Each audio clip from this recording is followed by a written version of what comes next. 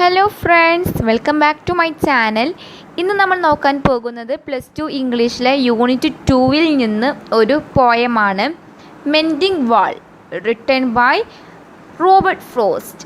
American most famous പോയറ്റാണ് Robert Frost. നമുക്കാദ്യം ഇതിൻ്റെ ഒരു മലയാളം സമ്മറി നോക്കാം. നെക്സ്റ്റ് വീഡിയോ ഇതിൻ്റെ ഷോർട്ട് സമ്മറി ആയിരിക്കും. മെൻഡിങ് വാൾ, മതിലിനെ നന്നാക്കൽ എന്നാണ് ഹെഡിങ്ങിൻ്റെ മീനിങ്. ഈ പോയമിൽ കവിയും അദ്ദേഹത്തിൻ്റെ അയൽക്കാരനും മതിലിലെ വിടവുകൾ ശരിയാക്കുകയാണ് ചെയ്യുന്നത്. ഈ ലൈൻസിൽ പറയുന്നത്, മതിലുകളെ സ്നേഹിക്കാത്ത എന്തോ ഒന്ന് അവിടെയുണ്ട്. തണുത്തുറഞ്ഞ ഭൂമിയെ അത് വികസിപ്പിക്കുന്നു. ഈ ഒരു വികസനത്തിന് കാരണം മതിലിൽ വിള്ളലുകൾ ഉണ്ടാകുന്നുണ്ട്. മതിലിൽ നിന്ന് കല്ലുകൾ വീഴുന്നത് കൊണ്ടാണ് വിടവുകൾ ഉണ്ടാകുന്നത്. രണ്ടു ആളുകൾക്ക് ഒരേ സമയം കടന്നു പോകാൻ പറ്റും വിധമാണ് ചില സമയത്ത് വിടവുകളിൽ നായാട്ടുകാരും വരുന്നുണ്ട്. ഞാൻ അവർക്ക് പിന്നാലെ വരികയും പൊട്ടിയ മതിലുകളുടെ കേടുപാടുകൾ തീർക്കുകയും ചെയ്യുന്നു. ചില സമയത്ത് ഒന്നിനു മുകളിൽ മറ്റൊരു കല്ല് ഇരിക്കുന്നത് പോലും കാണാത്ത വിധത്തിലുള്ള വിടവുകൾ ഉണ്ടാകാറുണ്ട്. ചില സമയത്ത് നായാട്ടുകാർ കുരയ്ക്കുന്ന നായാട്ടുപട്ടികളെ എന്തോ സന്തോഷിപ്പിക്കാൻ വേണ്ടി ഒളിഞ്ഞിരിക്കുന്ന മുയലുകളെ പുറത്തേക്ക് ചാടിക്കുമായിരുന്നു. ഈ പ്രസ്താവനയിൽ കുറച്ച് തമാശയുണ്ട്. യഥാർത്ഥത്തിൽ നായകളാണ് കുരയ്ക്കുകയും ഒളിഞ്ഞിരിക്കുന്ന സ്ഥലങ്ങളിൽ നിന്ന് മുയലുകളെ ഭയപ്പെടുത്തി പുറത്തേക്ക് കൊണ്ടുവരികയും ചെയ്യുന്നത്.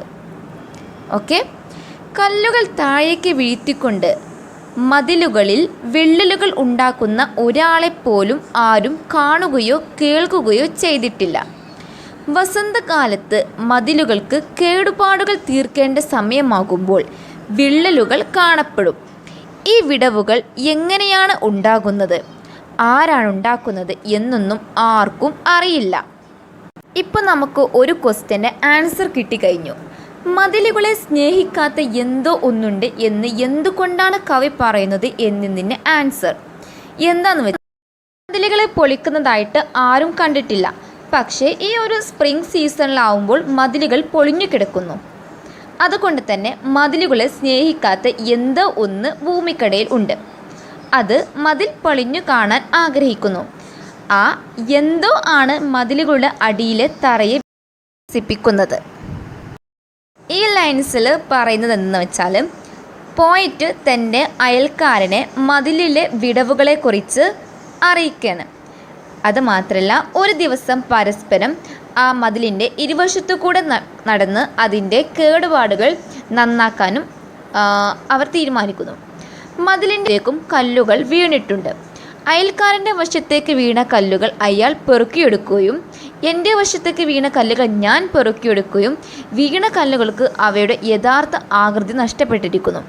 അവയിൽ ചിലത് അപ്പക്കഷ്ണങ്ങൾ പോലെയും മറ്റു ചിലവ പന്തുകൾ പോലെയും ആയിരുന്നു. അവയെ മതിലിൻ്റെ മേലെ ശരിയായി നിർത്താൻ ഞങ്ങൾക്ക് മന്ത്രവാദം അറിയേണ്ടതുണ്ട്. ഞങ്ങൾ കുറച്ച് അവയോട് കൽപ്പിക്കുന്നു, ഞങ്ങളുടെ പുറകുവശം നിങ്ങൾക്ക് നേർക്ക് തിരിയുന്നത് വരെ അവിടെ നിൽക്കൂ. ഇവിടെ എന്താണ് ഒരു തമാശ? അവർക്കറിയാം മതിലിൻ്റെ പുറത്ത് കല്ലുകൾ അധിക നേരം നിൽക്കുകയില്ല എന്ന്. തങ്ങളുടെ പിൻവശം അവർക്ക് നേരെ തിരിയുന്നത് വരെയെങ്കിലും അവ അവിടെ ഉണ്ടാകണമെന്നാണ് അവർ പറയുന്നത്. നെക്സ്റ്റ് ലൈൻസിൽ പറയുന്നതെന്ന് വെച്ചാൽ, ഈ കല്ലുകൾ ഉയർത്തി മതിലിൽ വെച്ച് ഞങ്ങളുടെ വിരലുകൾ പരുക്കനും വേദനയുള്ളവയുമായി മാറി. ഞങ്ങൾക്കിടയിൽ ഒരു ഔട്ട്ഡോർ ഗെയിം ആയിട്ടാണ് ഞങ്ങളതിനെ പരിഗണിക്കുന്നത്. മതിലിൻ്റെ ഒരു ഭാഗത്ത് ഒരു കളിക്കാരനും മറുഭാഗത്ത് മറ്റൊരു കളിക്കാരനും നിൽക്കുന്നു. അതിൽ കൂടുതലൊന്നും അത് അർത്ഥമാക്കുന്നില്ല. ഞങ്ങൾക്ക് യഥാർത്ഥത്തിൽ മതിൽ ആവശ്യമില്ലാത്ത സ്ഥലങ്ങളുമുണ്ട്. അയാളുടെ സ്ഥലം പൈൻ മരങ്ങളെ കൊണ്ടും എൻ്റെ സ്ഥലം ആപ്പിൾ മരങ്ങൾ കൊണ്ടും നിറഞ്ഞതാണ്. എൻ്റെ ആപ്പിൾ മരങ്ങൾ അയാളുടെ പൈൻ മരങ്ങളുടെ കായകൾ കഴിക്കാൻ അങ്ങോട്ട് പോകില്ല. ഞാൻ അയാളോട് അത് പറഞ്ഞു. അപ്പോൾ അയാൾ പറയുന്നത്, നല്ല വേലികൾ നല്ല അയൽക്കാരെ സൃഷ്ടിക്കുന്നു എന്നാണ്. എനിക്ക് കുറച്ച് കുസൃതി മുളയെടുത്തു. അയാളുടെ മനസ്സിലേക്ക് കുറച്ചുകൂടി നല്ല ആശയം ഇട്ടുകൊടുക്കണമെന്ന് എനിക്കുന്നുണ്ട്. നല്ല വേലികൾ, മതിലുകൾ എങ്ങനെയാണ് നല്ല അയൽക്കാരെ ഉണ്ടാക്കുന്നതെന്ന് ഞാൻ അയാളോട് ചോദിച്ചു. പോയിട്ട് പറയാണ്, കൂടിക്കലരാതെ സൂക്ഷിക്കാൻ പശുക്കളെ വളർത്തുകയാണെങ്കിൽ മാത്രമേ നല്ല വേലികളുടെ ആവശ്യമുള്ളൂ. പക്ഷേ നാം പശുക്കളെ വളർത്തുന്നില്ല. അതുകൊണ്ട് വേലിയുടെ ആവശ്യമെന്താണ്? ഞാൻ മതിൽ കെട്ടുന്നതിന് മുമ്പ് എന്താണ് അകത്ത് സൂക്ഷിക്കുന്നത്, എന്താണ് പുറത്ത് നിർത്തുന്നത് എന്ന് കണ്ടുപിടിക്കാൻ ശ്രമിക്കും. വാൾ ഉണ്ടാക്കുന്നതിലൂടെ ആരെയാണ് പ്രതിരോധിക്കുന്നത് എന്നും കണ്ടുപിടിക്കും. ഈ ലൈൻസിൽ പറയുന്നത് മതിലിനെ സ്നേഹിക്കാത്ത എന്തോ ഒന്ന് അവിടെയുണ്ടെന്ന് തോന്നിക്കുന്നു. അത് മതിലിനെ താഴേക്ക് വലിച്ചിടുന്നു. മതിൽ പൊളിക്കുന്നത് ചില യക്ഷികളുടെ പണിയാണെന്ന് എനിക്ക് വേണമെങ്കിൽ പറയാം.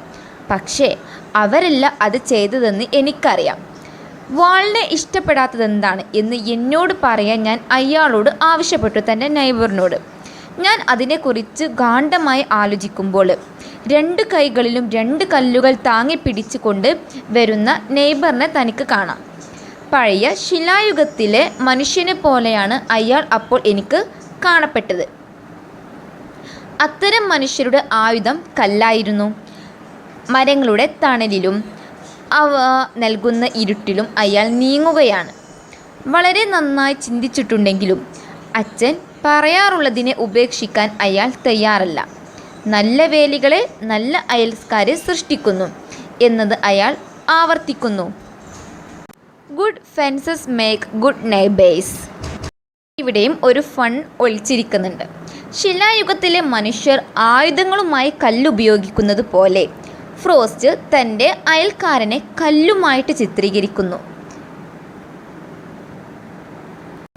ശിലായുഗത്തിലെ മനുഷ്യനെ പോലെ ഇരുട്ടിൽ ജീവിക്കാനാണ് ഇപ്പോഴും തൻ്റെ നെയ്ബർ ഇഷ്ടപ്പെടുന്നത് എന്നാണ് കവി പറയുന്നത്. വീഡിയോ ഇഷ്ടപ്പെട്ടാൽ ലൈക്ക് ചെയ്യാൻ മറക്കരുത്. നിങ്ങളുടെ ഫ്രണ്ട്സിനൊക്കെ ഷെയർ ചെയ്യുക. ഈ ചാനൽ ആദ്യമായിട്ട് കാണുന്ന കൂട്ടുകാരാണെങ്കിൽ പ്ലീസ് സബ്സ്ക്രൈബ് ചെയ്യുക. കൂടെ കാണുന്ന ബെല്ലൈക്കണും പ്രസ് ചെയ്യുക. Thank you.